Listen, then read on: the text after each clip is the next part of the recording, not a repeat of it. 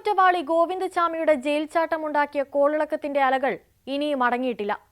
ഗോവിന്ദചാമിയുടെ jail ചാട്ടത്തിന്റെ കൂടുതൽ ദൃശ്യങ്ങൾ പുറത്തുവരുമ്പോൾ അത് വിരൽ ചൂണ്ടുന്നത് ഗുരുതരമായ സുരക്ഷാ വീഴ്ചയിലേക്കാണ്. മാസങ്ങൾ നീണ്ട തയ്യാറെടുപ്പിനൊടുവിലുള്ള ജയിൽ ചാട്ടത്തിന് ആരൊക്കെയാണ് ഗോവിന്ദചാമിക്ക് ഒത്താശ ചെയ്തത്? ലൈംഗിക വൈകൃതത്തിനടിമയായ, മോഷണവും പിടിച്ചുപറിയും തൊഴിലാക്കിയ, എന്തും ചെയ്യാൻ മടിയില്ലാത്ത ഈ ക്രിമിനൽ പുറത്തുവരേണ്ടത് ആരുടെ ആവശ്യമായിരുന്നു? ജയിൽ ചാട്ടത്തിൽ കൂടുതൽ ഉദ്യോഗസ്ഥർക്കെതിരെ നടപടി ഉണ്ടാകുമെന്നാണ് സൂചന. അതേസമയം നിലവിൽ വിയൂരിലെ അതിസുരക്ഷാ ജയിലിൽ ഏകാന്ത തടവിലുള്ള ഗോവിന്ദചാമി ഇപ്പോൾ പരമശാന്തനാണെന്നാണ് ജയിലിൽ നിന്നുള്ള വിവരം. ഓരോ തവണയും പ്രശ്നങ്ങൾ ഉണ്ടാക്കിയ ശേഷം പാവത്തം നടിച്ച് സഹതാപം പിടിച്ചുപറ്റാൻ ശ്രമിക്കുന്നതാണ് ഈ കൊടും ക്രൂരന്റെ പതിവ് രീതി. ആ വാർത്തയിലേക്കാണ് പോലീസ് പെട്രോൾ ആദ്യം പോകുന്നത്. സ്വാഗതം.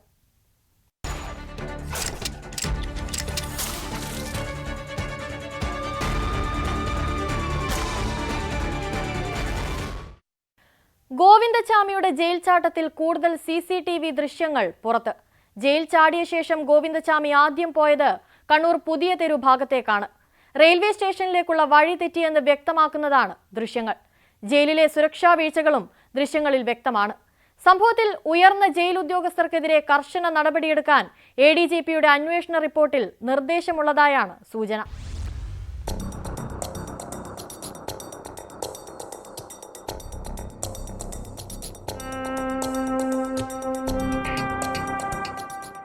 കൊടും കുറ്റവാളി ഗോവിന്ദചാമി ജയിൽ ചാടിയ 25-ന് പുലർച്ചെ 5:55 ദൃശ്യമാണ് ഒടുവിൽ പുറത്തു വന്നത്. ജയിൽ ചാടിയതിനു ശേഷം പള്ളിക്കുന്ന് ഭാഗത്തുകൂടി നടന്നു പോകുന്നതാണ് ദൃശ്യങ്ങളിൽ. കൈപ്പത്തി ഒളിപ്പിക്കാൻ തലയിലുള്ള കെട്ടിൽ പൂഴ്ത്തിവെച്ചിരിക്കുന്നതും കാണാം. ജയിൽ ചാടിയ ശേഷം ഗോവിന്ദചാമി ആദ്യം പോയത് പുതിയ തെരു ഭാഗത്തേക്കാണ്. റെയിൽവേ സ്റ്റേഷനിലേക്കുള്ള വഴി തെറ്റിയെന്ന് ദൃശ്യങ്ങൾ വ്യക്തമാക്കുന്നു. കേസന്വേഷണത്തിൽ നിർണായകമാകുന്ന CCTV ദൃശ്യങ്ങളാണ് ഇത്. രാത്രി 1:14-നാണ് ഇയാൾ ജയിൽ ചാടിയത്. തുടർന്ന് ജയിൽ വളപ്പിൽ ഏറെ നേരം ചെലവഴിച്ച ശേഷം മതിൽ ചാടി പുറത്തെത്തുകയായിരുന്നു. 7 മണിയോടെയാണ് ഗോവിന്ദചാമി സെല്ലിൽ നിന്ന് രക്ഷപ്പെട്ട വിവരം പോലീസ് മനസ്സിലാക്കുന്നത്. തുടർന്ന് നടത്തിയ തെരച്ചിലിലാണ് കിണറിനുള്ളിൽ ഒളിച്ചിരുന്ന ഗോവിന്ദചാമിയെ പിടികൂടിയത്. സംഭവത്തിൽ ഉയർന്ന ജയിൽ ഉദ്യോഗസ്ഥർക്കെതിരെ കർശന നടപടിയെടുക്കാൻ ADGPയുടെ അന്വേഷണ റിപ്പോർട്ടിൽ നിർദ്ദേശമുള്ളതായാണ് സൂചന. ജയിൽ ജീവനക്കാരുടെ മൊഴി കണ്ണൂർ ടൗൺ ഇൻസ്പെക്ടർ ശ്രീജിത്ത് കൊടേരിയുടെ നേതൃത്വത്തിൽ രേഖപ്പെടുത്തി. ജയിലിൽ നിന്നും പുറത്തു കടക്കാൻ ഗോവിന്ദചാമിക്ക് ഏതെങ്കിലും സഹായം ലഭിച്ചോ എന്നതാണ് പ്രധാനമായും അന്വേഷിക്കുന്നത്. സഹതടവുകാരിൽ നിന്നും സഹായം ലഭിച്ചിട്ടുണ്ടോ എന്നും അന്വേഷണ സംഘം പരിശോധിച്ചു. സെൽ മുറിച്ച് പുറത്തെത്തിയ ശേഷം 3 മിനിറ്റ് നേരം ജയിലിന്റെ വരാന്തയിൽ നിന്നത് CCTVയിൽ ദൃശ്യമായിട്ടും അറിഞ്ഞില്ലെന്ന ജയിലർമാരുടെ വാദവും പോലീസിന്റെ അന്വേഷണ പരിധിയിൽ ഉൾപ്പെട്ടിരുന്നു. അതേസമയം സംഭവത്തിൽ ജയിൽ DIG B ജയകുമാറിന്റെ അന്വേഷണ റിപ്പോർട്ട് ജയിൽ മേധാവി ബൽറാം കുമാർ ഉപാധ്യായയ്ക്ക് സമർപ്പിച്ചു.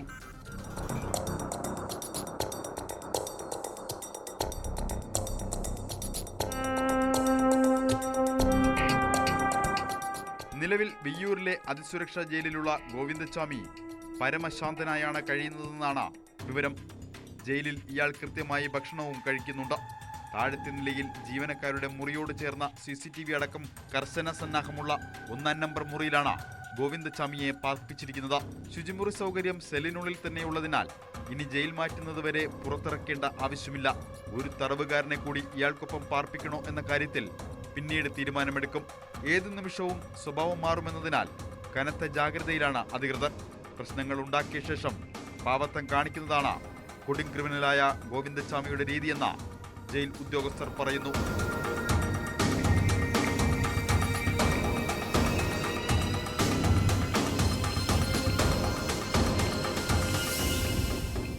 ന്യൂസ് 18 കണ്ണൂർ, തൃശൂർ. ആലപ്പുഴ ചേർത്തലയിൽ വീട്ടുവളപ്പിൽ കുഴിച്ചുമൂടിയ നിലയിൽ അസ്ഥികൂടം കണ്ടെത്തി. ഏറ്റുമാനൂർ സ്വദേശി ജൈനമ്മ തിരോധാന കേസുമായി ബന്ധപ്പെട്ട് സ്റ്റേറ്റ് ക്രൈംബ്രാഞ്ച് നടത്തിയ അന്വേഷണത്തിലാണ് വീട്ടുവളപ്പിൽ അസ്ഥികൂടം കണ്ടെത്തിയത്. അതേസമയം ശരീരാവശിഷ്ടം ചേർത്തലയിൽ കാണാതായ ബിന്ദു പത്മനാഭന്റേതാണോ എന്നും സംശയമുണ്ട്. ബിന്ദു തിരോധാന കേസുമായി ബന്ധപ്പെട്ട് ആരോപണമുയർന്ന സെബാസ്റ്റ്യന്റെ വീട്ടുവളപ്പിൽ നിന്നാണ് മൃതദേഹാവശിഷ്ടങ്ങൾ കണ്ടെത്തിയത്. Sebastian police കസ്റ്റഡിയിലാണ്.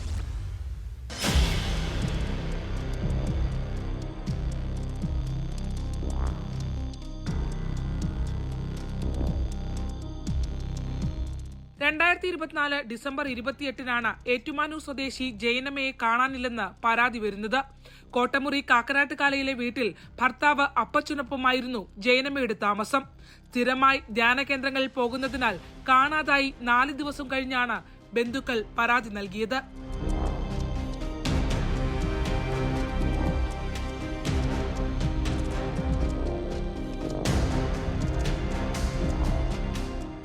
തുടർന്ന് ഏറ്റുമാനൂർ പോലീസ് നടത്തിയ അന്വേഷണത്തിൽ ജയനമ്മ ചേർത്തല പള്ളിപ്പുറം ഭാഗത്തെത്തിയതായി കണ്ടെത്തിയിരുന്നു. എന്നാൽ പിന്നീട് അന്വേഷണം എങ്ങുമെത്തിയില്ല. കഴിഞ്ഞ മാസം കേസ് ക്രൈംബ്രാഞ്ച് ഏറ്റെടുത്തിരുന്നു. തുടർന്ന് നടത്തിയ അന്വേഷണത്തിലാണ് പള്ളിപ്പുറം സ്വദേശി സെബാസ്റ്റ്യനും ജയനമ്മയും തമ്മിലുള്ള ബന്ധം ക്രൈംബ്രാഞ്ചിന് സ്ഥിരീകരിക്കാനായത്.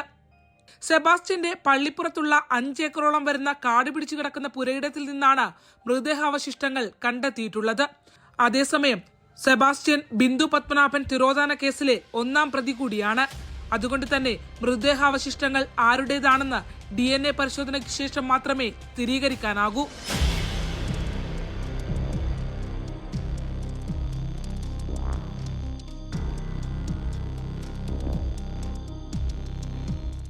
ജയനമ്മയെ സംബന്ധിച്ച് നടത്തിയ അന്വേഷണത്തിൽ ഏറ്റവും ഒടുവിൽ ടവർ ലൊക്കേഷൻ കാണിക്കുന്നത് പള്ളിപ്പുറത്തുള്ള സെബാസ്റ്റ്യന്റെ പുരയിടത്തിലാണ്.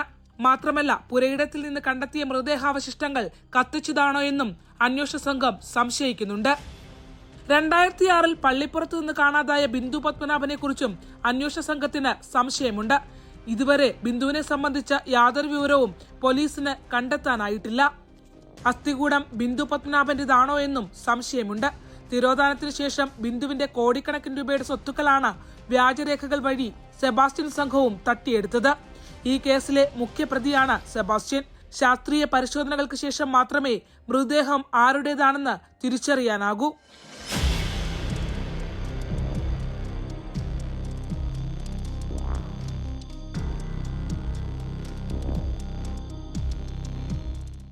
ന്യൂസ് 18 ആലപ്പുഴ. ധർമ്മസ്ഥല കൊലപാതക പരമ്പര സംബന്ധിച്ച് വെളിപ്പെടുത്തൽ നടത്തിയ മുൻ ശുചീകരണ തൊഴിലാളിയെ സ്ഥലത്തെത്തിച്ച് തെളിവെടുപ്പ് നടത്തി. നേത്രാവതി പുഴയോരത്ത് നിന്നാണ് തെളിവെടുപ്പ് ആരംഭിച്ചത്. ബലാത്സംഗത്തിനിരയായ വിദ്യാർത്ഥിനികളുടേതുൾപ്പെടെ മൃതദേഹങ്ങൾ കുഴിച്ചുമൂടിയെന്ന് മൊഴി നൽകിയ സ്ഥലങ്ങളിലാണ് SITയുടെ നേതൃത്വത്തിൽ പരിശോധന നടത്തിയത്. ധർമ്മസ്ഥലയിലെ ഞെട്ടിപ്പിക്കുന്ന വെളിപ്പെടുത്തൽ ന്യൂസ് 18 ആണ് ആദ്യം പുറത്തു കൊണ്ടുവന്നത്. News 18 big impact.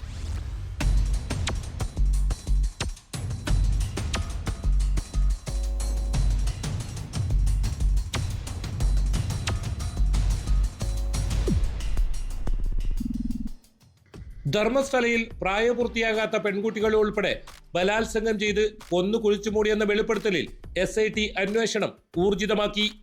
ആദ്യഘട്ടമെന്ന നിലയിൽ മുൻ ശുചീകരണ തൊഴിലാളിയെ സംഭവം നടന്നുവെന്ന് പറയപ്പെടുന്ന സ്ഥലത്തെത്തിച്ച് തെളിവെടുപ്പ് നടത്തി. ധർമ്മസ്ഥല നേത്രാവതി പുഴയോരത്ത് നിന്നാണ് തെളിവെടുപ്പ് ആരംഭിച്ചത്. പിന്നീട് വനത്തിനകത്ത് മൃതദേഹങ്ങൾ കുഴിച്ചുമൂടിയെന്ന് വെളിപ്പെടുത്തിയ സ്ഥലത്തെത്തിച്ചും തെളിവെടുപ്പ് നടത്തി.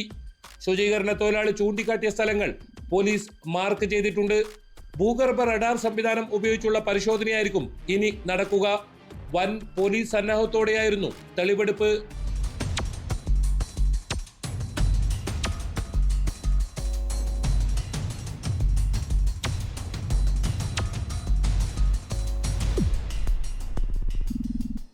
കഴിഞ്ഞ ദിവസമാണ് മംഗളൂരുവിലെ IBയുടെ ഇൻസ്പെക്ഷൻ ബംഗ്ലാവിൽ വെച്ച് മുൻ ജീവനക്കാരന്റെ മൊഴി രേഖപ്പെടുത്തിയത്.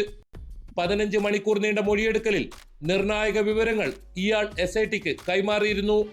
മംഗളൂരുവിന് പുറമെ ബെൽത്തങ്ങാടിയിലാണ് പ്രത്യേക അന്വേഷണ സംഘത്തിന്റെ ക്യാമ്പ് ഓഫീസ്.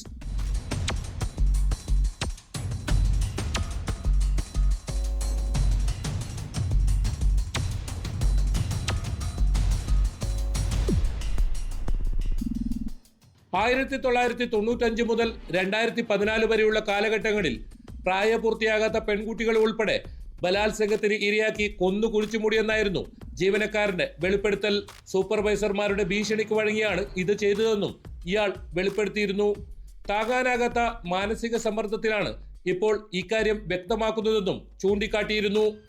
2014 ഭീഷണിയെ തുടർന്ന് കുടുംബത്തോടൊപ്പം മറ്റൊരു സംസ്ഥാനത്തേക്ക് പലായനം ചെയ്യുകയായിരുന്നു. കൊല്ലപ്പെട്ടവരുടെ കുടുംബങ്ങൾക്ക് നീതി ലഭ്യമാക്കാനും ആചാരപ്രകാരം മൃതദേഹങ്ങൾ സംസ്കരിക്കണമെന്നതുമാണ് ഇപ്പോൾ വെളിപ്പെടുത്തലിന് പിന്നിലെ കാരണമെന്നും മൊഴിയിലുണ്ട്.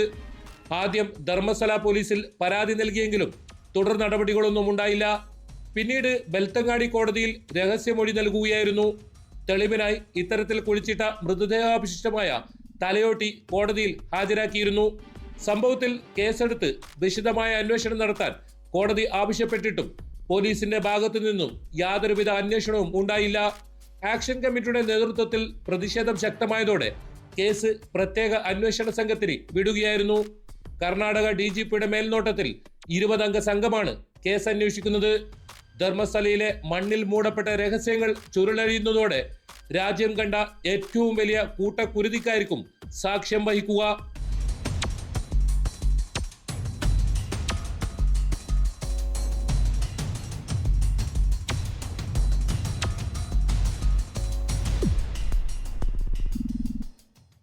KB Baiju, news 18, Dharmasthala.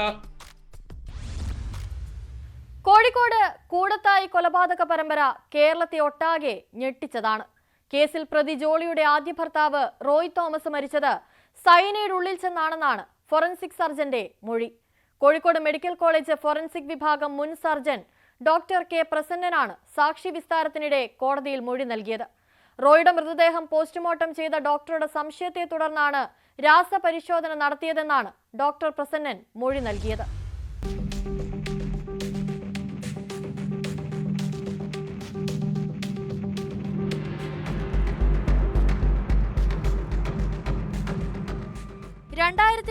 സെപ്റ്റംബറിലാണ് ജോളി തന്റെ ആദ്യ ഭർത്താവ് റോയ് തോമസിനെ കൊലപ്പെടുത്തിയതെന്നാണ് കേസ്. കടലക്കറിയിൽ സയനൈഡ് കലർത്തി നൽകിയാണ് കൊലപാതകം നടത്തിയതെന്നായിരുന്നു അന്വേഷണ സംഘത്തിന്റെ കണ്ടെത്തൽ. ഈ കേസിന്റെ വിചാരണയിലാണ് സയനൈഡിന്റെ സാന്നിധ്യം സ്ഥിരീകരിച്ച് ഫോറൻസിക് സർജൻ മൊഴി നൽകിയിരിക്കുന്നത്. റോയുടെ മൃതദേഹം പോസ്റ്റ്മോർട്ടം ചെയ്ത ഡോക്ടർ R സോനുവാണ് സയനൈഡിന് സമാനമായ വിഷാംശത്തിന്റെ കാര്യം സൂചിപ്പിച്ചത്. തുടർന്ന് നടത്തിയ രാസപരിശോധനയിൽ സയനൈഡിന്റെ അംശം തിരിച്ചറിയുകയായിരുന്നെന്ന് ഡോക്ടർ പ്രസന്നൻ കോടതിയിൽ മൊഴി നൽകി. ഡോക്ടർ R സോനു അന്തരിച്ചതിനാലാണ് അന്ന് വകുപ്പിന്റെ ചുമതല വഹിച്ചിരുന്ന ഡോക്ടർ K പ്രസന്നന്റെ സാക്ഷിമൊഴി കോടതിയിൽ രേഖപ്പെടുത്തിയത്. സാക്ഷിപ്പട്ടികയിൽ 123-ാമതായാണ് പ്രസന്നനെ ഉൾപ്പെടുത്തിയിരിക്കുന്നത്.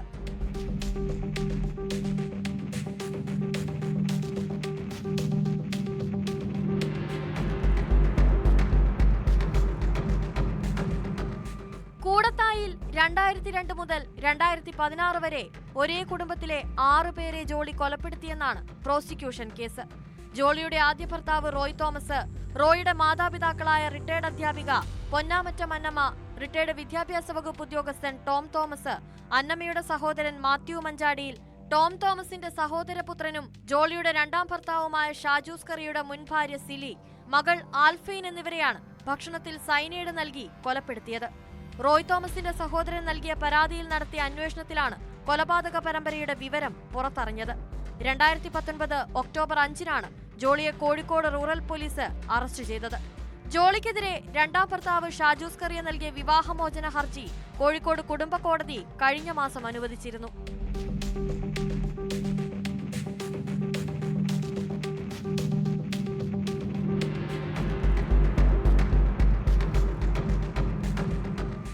News desk, news 18.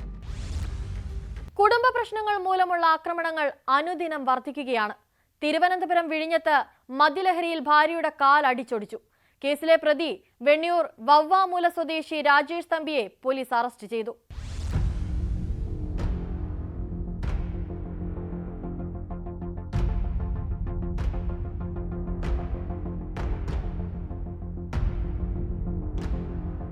Venniyoor Vavvamoola Charuvila വീട്ടിൽ 41-കാരനായ രാജേഷ് തമ്പിയെയാണ് വിഴിഞ്ഞം പോലീസ് അറസ്റ്റ് ചെയ്തത്.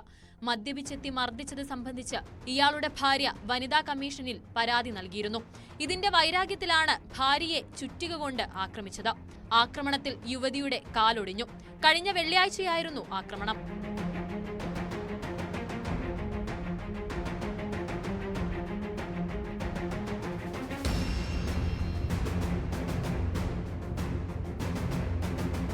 ചുറ്റിക ഉപയോഗിച്ച് യുവതിയുടെ മുതുകിലും ഇരുകാലുകളിലും അടിച്ചുവെന്നും വലതുകാലിന് 3 പൊട്ടലുണ്ടായെന്നും പോലീസ് പറഞ്ഞു. അടിച്ച വിവരം പുറത്തു പറഞ്ഞാൽ കൊല്ലുമെന്നും രാജേഷ് തമ്പി ഭാര്യയെ ഭീഷണിപ്പെടുത്തിയിരുന്നു. കോടതിയിൽ ഹാജരാക്കിയ പ്രതിയെ റിമാൻഡ് ചെയ്തു.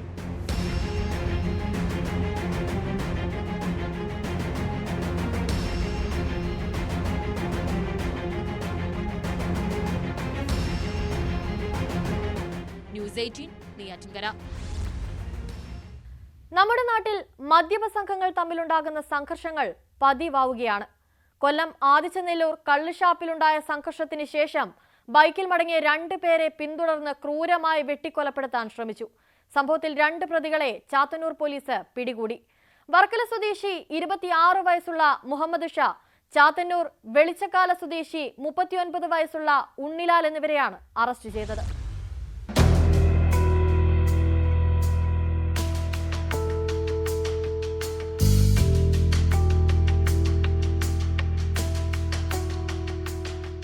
കഴിഞ്ഞ ദിവസം ഉച്ചയോടെ ആദിച്ചനല്ലൂർ കള്ളുഷാപ്പിൽ മദ്യപിക്കാനെത്തിയ അഹമ്മദ് ഷായും ഉള്ളിലാലും ആദിച്ചനല്ലൂർ പ്ലാക്കാട് സ്വദേശികളായ കിഷോർ, വൈശാഖ് എന്നിവരുമായി തർക്കമുണ്ടായി. തുടർന്ന് കയ്യാങ്കളിയായതോടെ ഷാപ്പ് ജീവനക്കാർ ഇടപെട്ട് ഇവരെ ശാന്തരാക്കി പറഞ്ഞുവിട്ടു.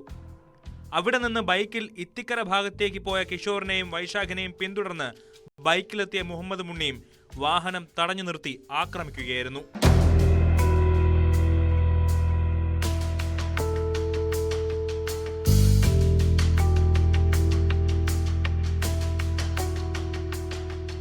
മുഹമ്മദ് ഷാ ബൈക്ക് ചവിട്ടി തറയിലിട്ടതോടെ ഉണ്ണിലാൽ കയ്യിൽ കരുതിയിരുന്ന കത്തി ഉപയോഗിച്ച് വൈശാഖിന്റെ മുതുകിൽ കുത്തി.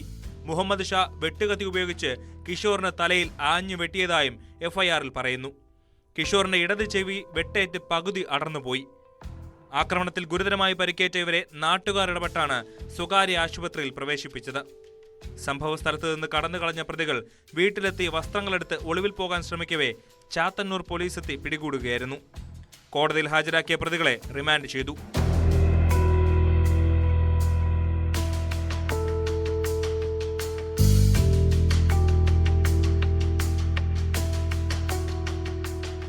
ന്യൂസ് 18 കൊട്ടാരക്കര.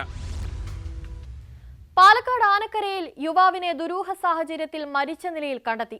കഴിഞ്ഞ ദിവസം കാണാതായ ആനക്കര സ്വദേശി മിഥുൻ മനോജിനെയാണ് ചെങ്കൽക്വാറിയിൽ മരിച്ച നിലയിൽ കണ്ടത്. സംഭവത്തിൽ പോലീസ് അന്വേഷണം ആരംഭിച്ചു.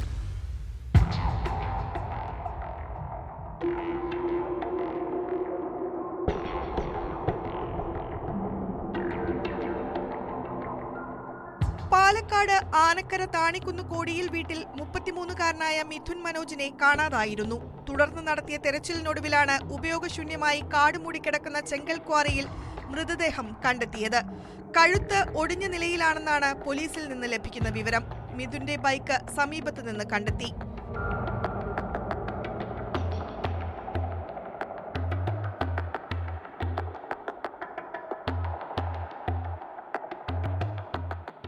രാത്രി മുതൽ കാണാതായ മിഥുനായുള്ള തിരച്ചിലിലാണ് 25 അടിയിൽ അധികം താഴ്ചയുള്ള ക്വാറിയിൽ നാട്ടുകാർ മൃതദേഹം കണ്ടെത്തിയത്.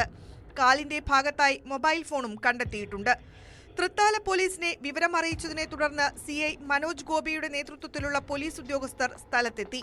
ഫോറൻസിക് വിഭാഗവും ഡോഗ് സ്ക്വാഡും സ്ഥലത്തെത്തി പരിശോധന നടത്തി. ഇൻക്വസ്റ്റ് നടപടികൾക്ക് ശേഷം മൃതദേഹം പോസ്റ്റ്മോർട്ടത്തിനായി തൃശൂർ മെഡിക്കൽ കോളേജ് ആശുപത്രിയിലേക്ക് മാറ്റി. പോസ്റ്റ്മോർട്ടം റിപ്പോർട്ട് കിട്ടിയാലേ മരണകാരണം വ്യക്തമാകൂ എന്ന് പോലീസ് പറഞ്ഞു.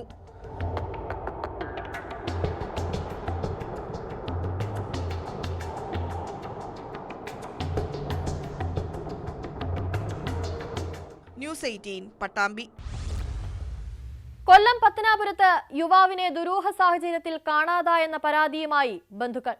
36-കാരനായ നിഷാന്തിനെയാണ് 6 ദിവസമായി കാണാനില്ലാത്തത്. രാവിലെ വർക്ക്ഷോപ്പിലേക്ക് ജോലിക്ക് പോയതായിരുന്നു നിഷാന്ത്. ജോലിയുമായി ബന്ധപ്പെട്ട് എന്തോ സംഭവിച്ചതായാണ് സംശയമെന്ന് മാതാവ് പറയുന്നു. ബന്ധുക്കളുടെ പരാതിയിൽ പോലീസ് അന്വേഷണം ആരംഭിച്ചു.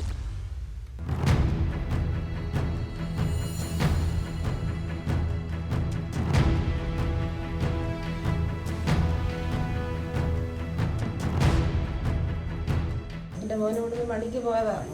പിന്നെ എൻ്റെ മോനെ ഈ നിമിഷം വരെ ഇവിടെ എത്തിയിട്ടില്ല. വർക്ക്ഷോപ്പിൽ തന്നെ പോയതാ. ഇവിടുന്ന് പറഞ്ഞിട്ട് പണിക്ക് പോകുവാണെന്ന്.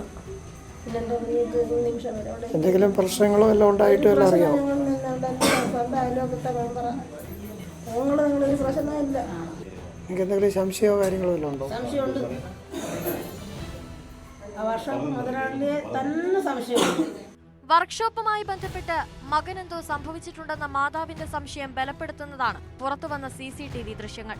22-ാം തീയതി രാവിലെ പത്തനാപുരത്ത് ജോലി ചെയ്യുന്ന വർക്ക്ഷോപ്പിന് ഏതാനും വാരം അടുത്തുവരെ നിഷാന്ത് നടന്നെത്തുന്നത് CCTV ദൃശ്യങ്ങളിൽ വ്യക്തമാണ്. വർക്ക്ഷോപ്പിനെ ലക്ഷ്യമാക്കി നീങ്ങുന്ന നിഷാദ് പിന്നെ അപ്രത്യക്ഷനാവുകയായിരുന്നു.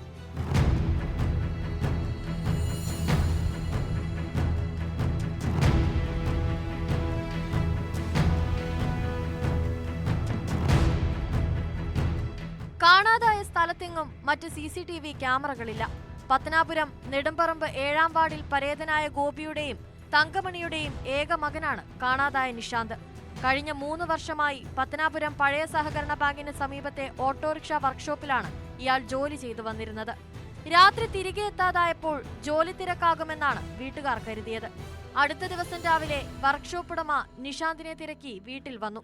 മുൻപെങ്ങുമില്ലാത്ത നിലയിൽ വീട്ടിൽ വർക്ക്ഷോപ്പ് ഉടമ എത്തിയതിലും ബന്ധുക്കൾക്ക് സംശയമുണ്ട്.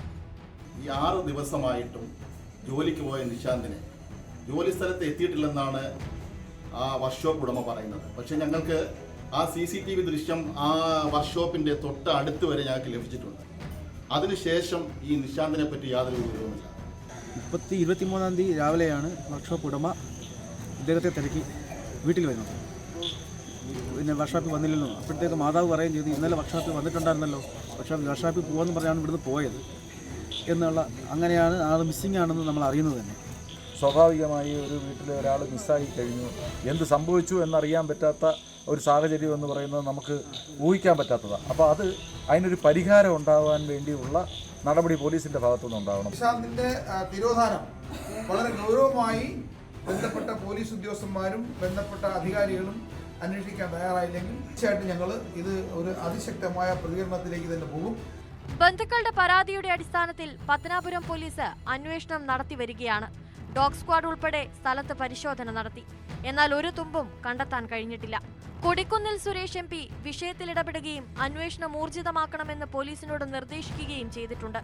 വീട്ടിൽ നിന്നിറങ്ങി വർക്ക്ഷോപ്പിന് സമീപം വരെ എത്തിയ ശേഷം നിമിഷാർത്ഥം കൊണ്ട് അപ്രത്യക്ഷനായ നിഷാന്ത് എവിടെയെന്ന ചോദ്യമാണ് ബന്ധുക്കളും നാട്ടുകാരും ഉയർത്തുന്നത്.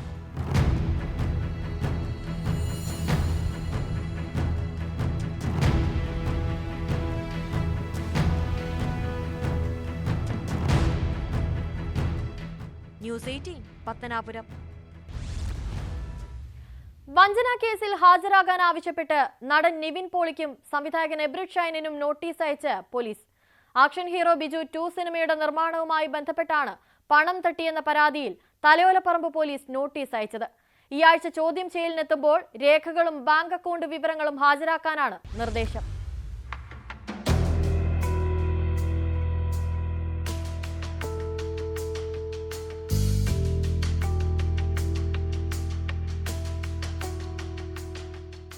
നിവിൻ പോളി നായകനായ മഹാവീരർ എന്ന ചിത്രത്തിന്റെ സഹനിർമ്മാതാവായ PM ഷംനാസ് നൽകിയ പരാതിയിലാണ് നിവിൻ പോളിക്കും സംവിധായകൻ എബ്രിഡ് ഷൈനുമെതിരെ വഞ്ചനാക്കുറ്റത്തിന് കേസെടുത്തിട്ടുള്ളത്. കേസിൽ നിവിൻ പോളി 1-ാം പ്രതിയും എബ്രിഡ് ഷൈൻ 2-ാം പ്രതിയുമാണ്.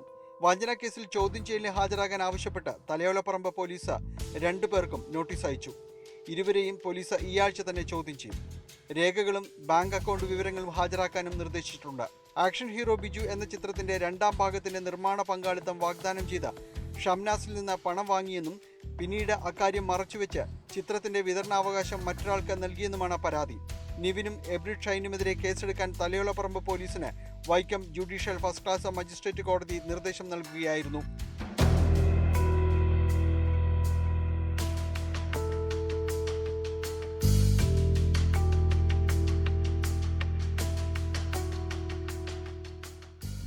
തുടർന്നാണ് 406, 420, 34 വകുപ്പുകൾ പ്രകാരം ജാമ്യമില്ലാ വകുപ്പിൽ കേസെടുത്തത്. മഹാവീരർ പരാജയപ്പെട്ടപ്പോൾ നിവിൻ പോളി 95 ലക്ഷം രൂപ ഷംനാസിന് നൽകാമെന്നും എബ്രിഡ് ഷൈൻ സംവിധാനം ചെയ്യുന്ന ആക്ഷൻ ഹീറോ ബിജു 2-ൽ നിർമ്മാണ പങ്കാളിത്തം നൽകാമെന്നും തുടർന്ന് 2024-ൽ സിനിമയുടെ നിർമ്മാണത്തിനായി 1.9 കോടി രൂപ കൈമാറിയെന്നും ഷംനാസ് പറയുന്നു. ഈ കരാർ മറച്ചുവെച്ച് ദുബായിൽ പ്രവർത്തിക്കുന്ന മറ്റൊരു കമ്പനിക്ക് സിനിമയുടെ വിതരണാവകാശം കൈമാറിയെന്ന പരാതിയിൽ ചൂണ്ടിക്കാട്ടുന്നു. നിവിൻ പോളിയുടെ നിർമ്മാണ കമ്പനിയായ പോളി ജൂനിയേഴ്സിനാണ് സിനിമയിൽ അവകാശമെന്ന് തെറ്റിദ്ധരിപ്പിച്ചായിരുന്നു ഇതെന്നും ദുബായിലെ കമ്പനിക്ക് 5 കോടി രൂപയ്ക്കാണ് ഓവർസീസ് വിതരണാവകാശം നൽകിയെന്നും ഇതിൽ 2 കോടി രൂപ അഡ്വാൻസായി വാങ്ങിയെന്നും ഷംനാസിന്റെ പരാതിയിൽ വ്യക്തമാക്കുന്നു. അതേസമയം കാര്യങ്ങളെ വളച്ചൊടിച്ചുവെന്നും നിയമ നടപടിയുമായി മുന്നോട്ട് പോകുമെന്നും നിവിൻ പോളി വ്യക്തമാക്കി.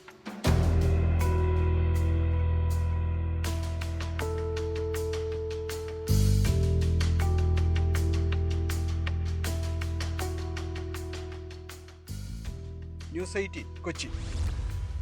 തിരുവനന്തപുരം വെഞ്ഞാറമൂടിൽ ജഡ്ജി ചമഞ്ഞ് ലക്ഷങ്ങൾ തട്ടിയ കേസിൽ 2 പേർ അറസ്റ്റിൽ.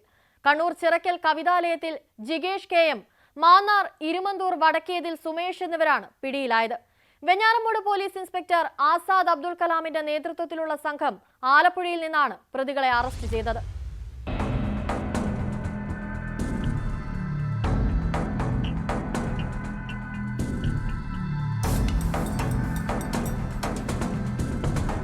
വെഞ്ഞാറമൂട് കേരള ബാങ്കിൽ കുടിശ്ശികയുള്ള 10 ലക്ഷം രൂപയുടെ ലോൺ ക്ലോസ് ചെയ്ത പ്രമാണം തിരികെ നൽകാമെന്ന് പറഞ്ഞ് വിശ്വസിപ്പിച്ച ദമ്പതിമാരിൽ നിന്ന് 6 ലക്ഷം രൂപ തട്ടിയ കേസിലാണ് പ്രതികളെ പിടികൂടിയത്.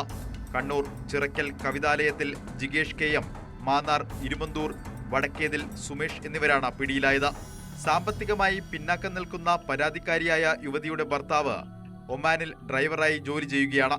കേരള ബാങ്കിൽ നിന്നും വീടിന് ജപ്തി നോട്ടീസ് വന്നതറിഞ്ഞ കൂടെ ജോലി ചെയ്യുന്ന മൂവാറ്റുപുഴ പൈങ്ങോട്ടുകര സ്വദേശി ഷിജു പരിചയപ്പെടുത്തിയതനുസരിച്ചാണ് 2022 ജൂൺ 16 പ്രതികൾ വെമ്പായത്തുള്ള ഹോട്ടലിന് മുന്നിലെത്തിയത്. ഹോട്ടലിൽ എത്തുന്നത് ജഡ്ജിയാണെന്നും കേരള ബാങ്കിന്റെ കാര്യങ്ങൾ നോക്കുന്ന ഇദ്ദേഹം ശ്രമിച്ചാൽ വായ്പാ തുക കിട്ടാക്കടമായി എഴുതി തള്ളുമെന്നും ഷിജു പറഞ്ഞു വിശ്വസിപ്പിച്ചു.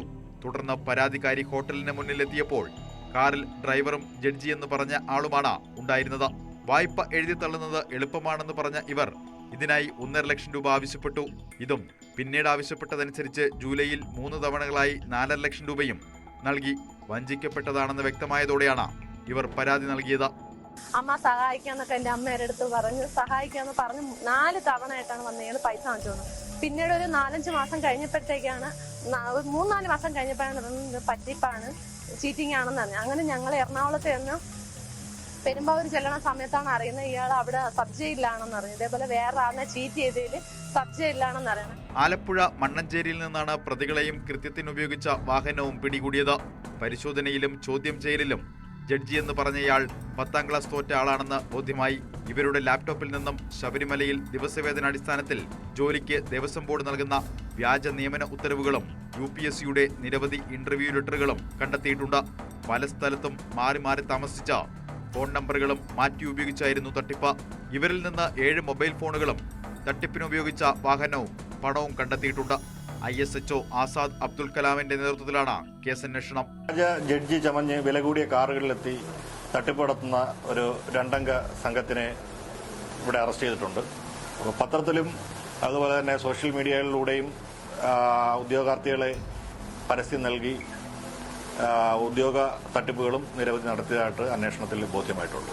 ഇവരെ പെരുമ്പാവൂരിൽ 2018 അറസ്റ്റായിട്ടുണ്ട്, 2014 കണ്ണൂർ അറസ്റ്റായിട്ടുണ്ട്, കൂടാതെ ഇടുക്കിയിലും ആലപ്പുഴയിലും കേസുള്ളതായിട്ട് അറിയുന്നുണ്ട്. ഇതിനെപ്പറ്റി വെരിഫൈ ചെയ്ത് കണ്ണൂർ, തൃശൂർ, എറണാകുളം, ആലപ്പുഴ, ഇടുക്കി ജില്ലകളിൽ സമാനമായ തട്ടിപ്പുകൾ നടത്തിയതിന് പ്രതികൾക്കെതിരെ കേസുള്ളതായും പോലീസ് അറിയിച്ചു.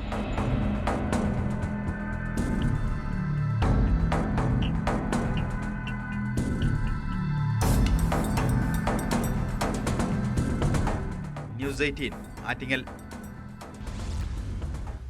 മലപ്പുറത്ത് ജില്ലാ പഞ്ചായത്ത് അംഗം കോടികൾ തട്ടിയെന്ന് പരാതി. മക്കരപ്പറമ്പ് ഡിവിഷൻ മുസ്ലിം ലീഗ് അംഗം TP ഹാരിസിനെതിരെയാണ് ആരോപണം. ജില്ലാ പഞ്ചായത്ത് പദ്ധതികളുടെ പേരിൽ ലാഭം വാഗ്ദാനം ചെയ്ത് 200-ലധികം ആളുകളിൽ നിന്നായി 25 കോടിയിൽ പരം രൂപ തട്ടിയെടുത്തുവെന്നാണ് പരാതിയിൽ പറയുന്നത്.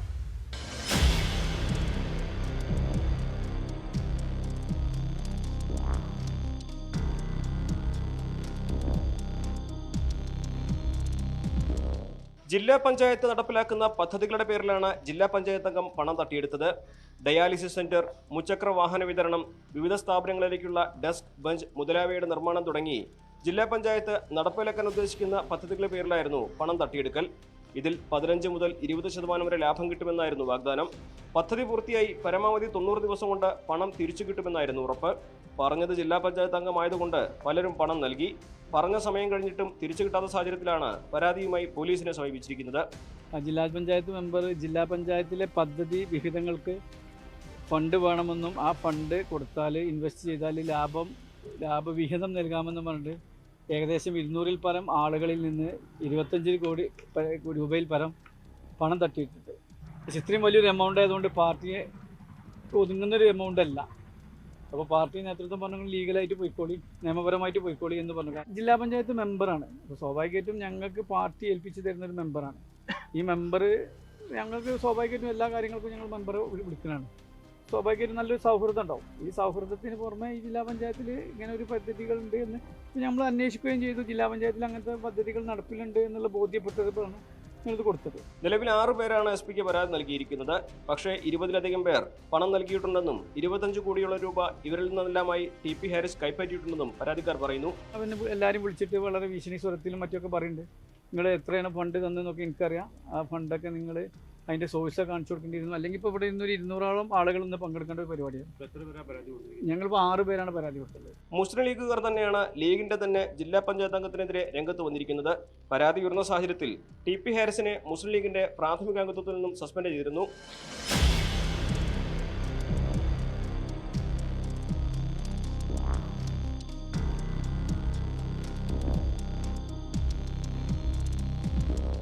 മക്കരപ്പറമ്പ് ഡിവിഷൻ ജില്ലാ പഞ്ചായത്ത് അംഗമായ TP ഹാരിസ് മുസ്ലിം ലീഗ് ജില്ലാ ജോയിന്റ് സെക്രട്ടറി ആയിരുന്നു. നിലവിൽ ഗൾഫിലുള്ള TP ഹാരിസിന് കാനഡയിലേക്ക് കടക്കാനാണ് പദ്ധതിയെന്നും പരാതിക്കാർ പറയുന്നു. സംഭവത്തിൽ വലിയ പ്രതിഷേധത്തിന് ഒരുങ്ങുകയാണ് DYFI അടക്കമുള്ള യുവജന സംഘടനകൾ.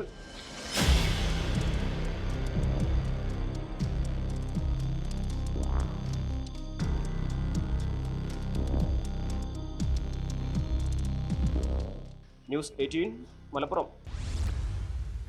യൂത്ത് കോൺഗ്രസ് വയനാട് ഫണ്ട് തട്ടിപ്പ് വിവാദം കണ്ണൂരിലും. ഫണ്ട് വെട്ടിപ്പ് നടത്തിയെന്ന് ആരോപിക്കുന്നത് കണ്ണൂർ DCC ജനറൽ സെക്രട്ടറിയാണ്. ഇതിന്റെ ഓഡിയോ സംഭാഷണം ന്യൂസ് 18 ലഭിച്ചു. കോൺഗ്രസ് ഭാരവാഹികളുടെ ഗ്രൂപ്പിലാണ് DCC general secretary KC Vijayan audio സന്ദേശം അയച്ചത്.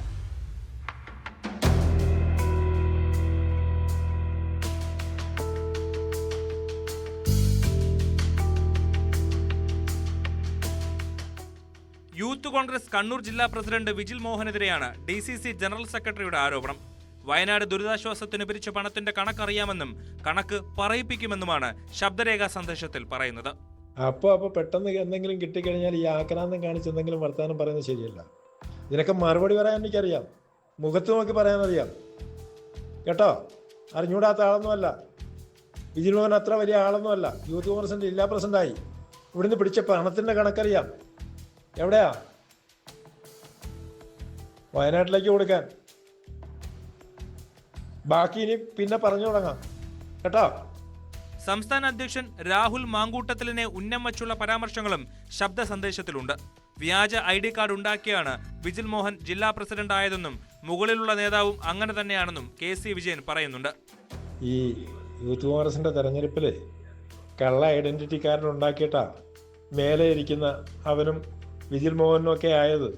അത്ര അന്തസ്സൊന്നും ചമയണ്ട. ഇവിടെ തട്ടിപ്പ് കാണിച്ചെന്ത് ചെയ്യാൻ കഴിയും? ആ തട്ടിപ്പാണ് നീയൊക്കെ കാണിച്ചുകൊണ്ടിരിക്കുന്നത്. മനസ്സിലാക്കണം. അന്തസ്സ് വേണോടാ സംസാരിക്കുമ്പോൾ. തോന്നിയാസം പറയരുത്. ഇതൊക്കെ മനസ്സിലടക്കിക്കൊണ്ട് മുന്നോട്ട് പോകുന്നവരാണ് ഞങ്ങൾ.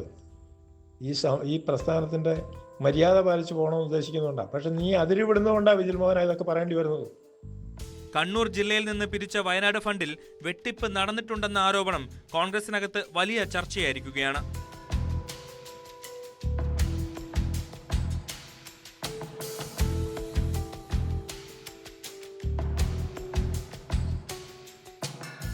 ന്യൂസ് 18 കണ്ണൂർ. ഛത്തീസ്ഗഡിൽ മനുഷ്യക്കടത്ത് ആരോപിച്ച് അറസ്റ്റ് ചെയ്ത 2 മലയാളി കന്യാസ്ത്രീകൾക്കെതിരെ പോലീസ് ചുമത്തിയത് ഗുരുതര വകുപ്പുകളാണ്. മതപരിവർത്തനത്തിനും മനുഷ്യക്കടത്തിനുമെതിരെയുള്ള വകുപ്പുകളാണ് ചുമത്തിയതെന്നാണ് FIR-ൽ പറയുന്നത്. മതപരിവർത്തനത്തിനെതിരെ ആദ്യത്തെ FIR-ൽ ഉണ്ടായിരുന്ന വകുപ്പ് പിന്നീട് ഒഴിവാക്കിയതായും സൂചനയുണ്ട്. അറസ്റ്റിൽ ആശങ്കയിലാണ് ഇരുവരുടെയും ബന്ധുക്കൾ.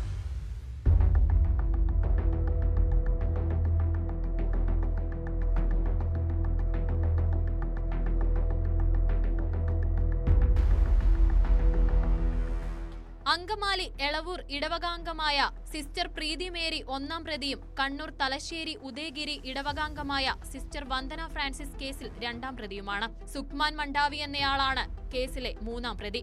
ബസ്തർ മേഖലയിലെ നാരായൺപൂരിൽ നിന്നുള്ള 3 പെൺകുട്ടികളെ ഒരു യുവാവ് ദുർഗ് റെയിൽവേ സ്റ്റേഷനിൽ എത്തിച്ച് 2 കന്യാസ്ത്രീകൾക്ക് കൈമാറിയെന്നാണ് പരാതിയെന്ന് FIR-ൽ പറയുന്നു. സഭയുടെ കീഴിലുള്ള ആശുപത്രിയിലേക്കും ഓഫീസിലേക്കും ജോലിക്കായി 3 പെൺകുട്ടികളെ കൂട്ടിക്കൊണ്ടുപോകാനാണ് കന്യാസ്ത്രീകൾ റെയിൽവേ സ്റ്റേഷനിൽ എത്തിയത്. പെൺകുട്ടികളുടെ വീട്ടുകാരും ഒപ്പമുണ്ടായിരുന്നു. വിവരമറിഞ്ഞെത്തിയ ഹിന്ദുത്വ സംഘടനാ പ്രവർത്തകർ സ്ഥലത്ത് പ്രതിഷേധമുയർത്തി.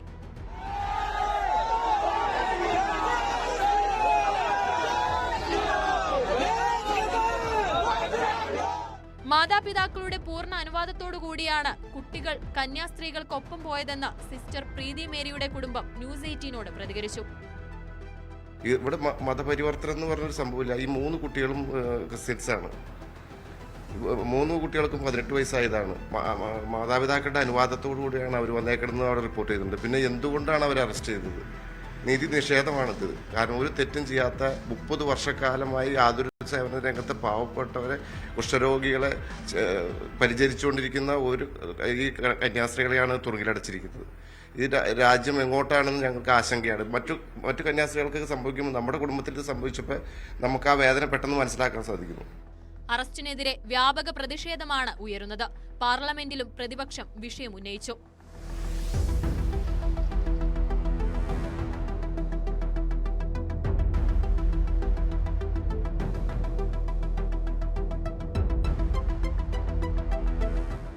News desk news 18. പഹൽഗാം ഭീകരാക്രമണത്തിന്റെ സൂത്രധാരനെയും കൂട്ടാളികളെയും ഇന്ത്യൻ സുരക്ഷാ സേന വധിച്ചു. തീവ്രവാദി സുലൈമാൻ ഷായും 2 കൂട്ടാളികളുമാണ് ജമ്മുകശ്മീരിൽ ഏറ്റുമുട്ടലിൽ കൊല്ലപ്പെട്ടത്.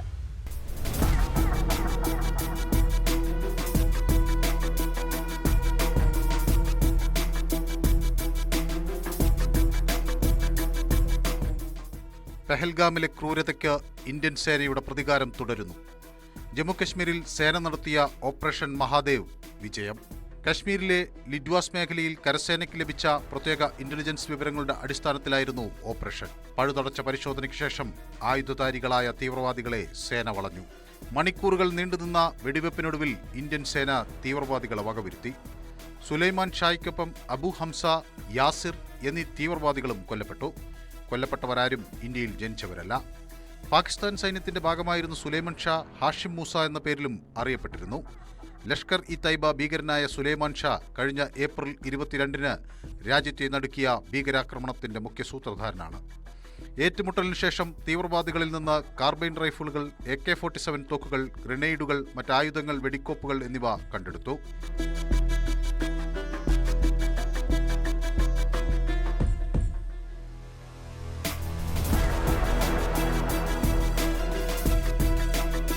കശ്മീരിൽ ഭീകരർ മറ്റൊരാക്രമണം നടത്താൻ പദ്ധതിയിടുന്നതായി സുരക്ഷാസേന സംശയിക്കുന്നു. പെഹൽഗാമിലെ ബൈസുരൻ താഴ്വരയിൽ നടന്ന ഭീകരാക്രമണത്തിനു ശേഷം സുലൈമാനെക്കുറിച്ച് വിവരം നൽകുന്നവർക്ക് ജമ്മുകശ്മീർ പോലീസ് 20 ലക്ഷം രൂപ പാരിതോഷികം പ്രഖ്യാപിച്ചിരുന്നു. സംയുക്ത ഓപ്പറേഷനിൽ സൈന്യത്തോടൊപ്പം CRPF-ഉം ജമ്മുകശ്മീർ പോലീസും പങ്കെടുത്തു. പ്രദേശത്ത് സേനാ വിഭാഗങ്ങൾ തിരച്ചിൽ തുടരുകയാണ്.